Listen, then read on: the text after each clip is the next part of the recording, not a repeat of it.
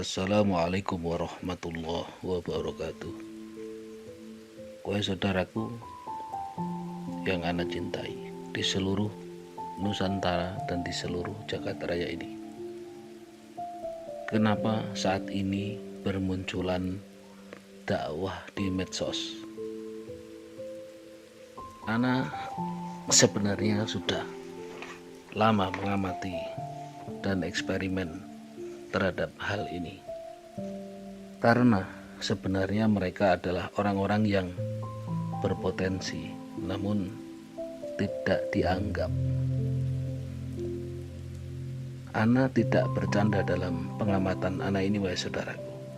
Terkadang dalam suatu tempat, jika ada yang sudah terpakai, namanya cenderung diam saja, tidak mau mengorbitkan generasi penerus, tidak mau memberikan kesempatan pada orang-orang yang berpotensi tersebut.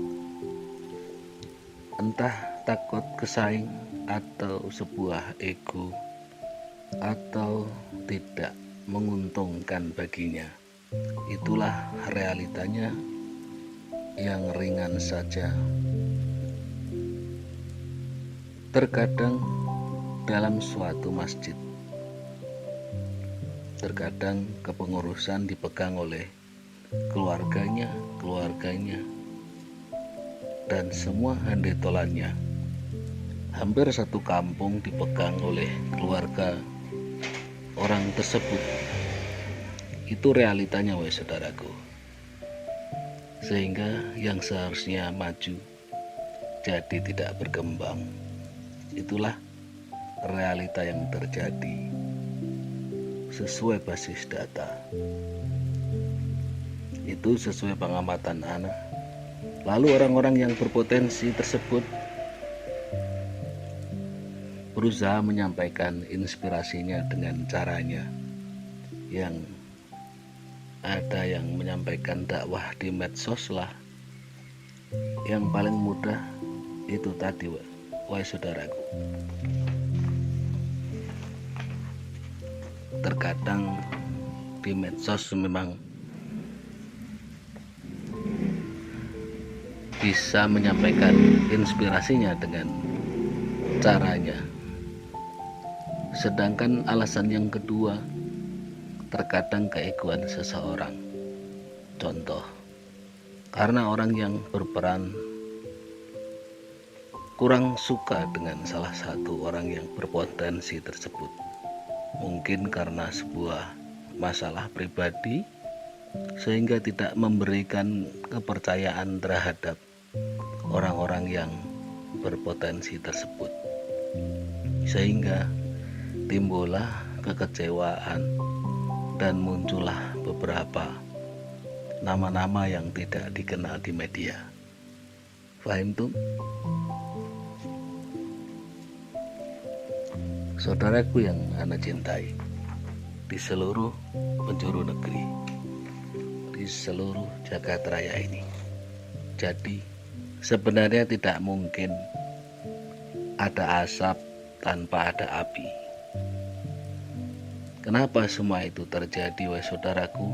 Secara kodrat, kebutuhan dasar manusia jelas: sandang, pangan, papan. Kebutuhan primer, sekunder, dan tersier. Bahasa psikologinya, saat kebutuhan dasar terpenuhi semua, pasti mereka cenderung ingin aktualisasi diri. Ini real yang anak amati di dalam kehidupan, wahai saudaraku. Karena anak benar-benar mengamati. Ada juga orang-orang yang punya jabatan, demi acara, dalam suatu acara selalu menyuruh kepada orang yang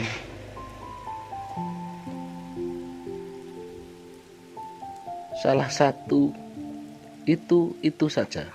Kenapa? Padahal di situ ada beberapa nama orang yang berpotensi, wahai saudaraku.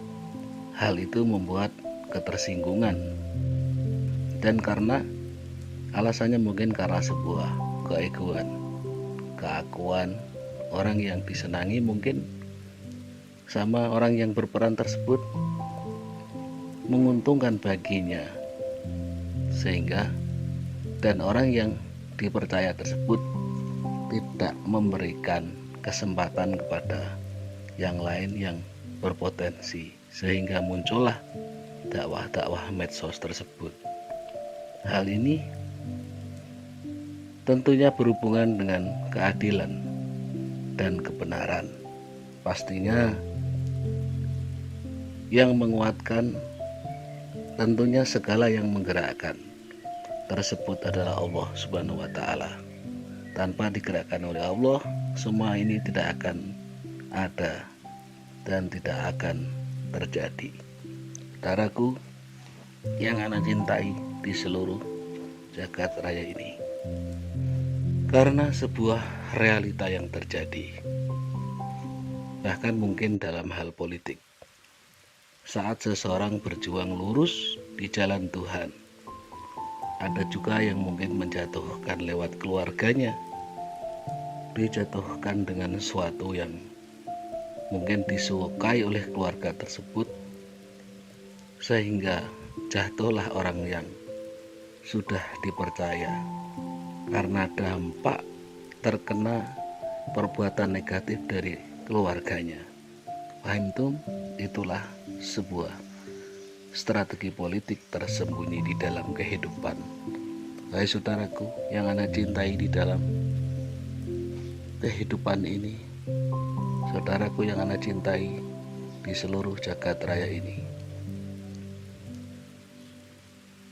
hati ana lebih peka terhadap sesuatu yang sifatnya tidak nampak,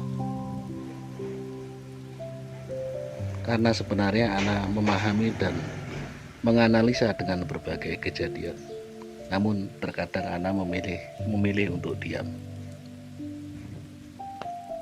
Kenapa semua ini terjadi, wahai saudaraku? Tentunya sesuai petunjuk dari Allah Subhanahu wa Ta'ala. Semoga manfaat. Rahayu semuanya, rahayu, rahayu, rahayu. Salam kebajikan, salam semesta bagi kita semua, sagung dumadi. Assalamualaikum warahmatullahi wabarakatuh.